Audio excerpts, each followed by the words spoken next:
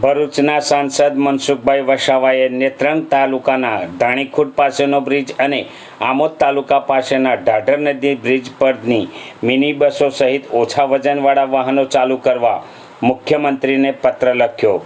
ભરૂચના સાંસદ મનસુખભાઈ વસાવા દ્વારા રાજ્યના મુખ્યમંત્રી ભૂપેન્દ્રભાઈ પટેલને એક પત્ર લખી રજૂઆત કરવામાં આવી છે, જેમાં જણાવ્યું છે કે ગંભીરા બ્રિજની ઘટના પછી ભરૂચ જિલ્લામાં અંકલેશ્વરથી વાલિયા, નેત્રંગથી ડેડિયાપાડા, સાગબારા વચ્ચેનો ધાણીખુટ નજીકનો બ્રિજ અને ભરૂચથી આમોદ જંબુસર વચ્ચે ઢાઢર નદી પરનો બ્રિજ હવે વાહનો માટે બંધ કરવામાં આવ્યો છે, જેમાં એસટી બસના રૂટો પણ બંધ કરી દેવામાં આવ્યા છે.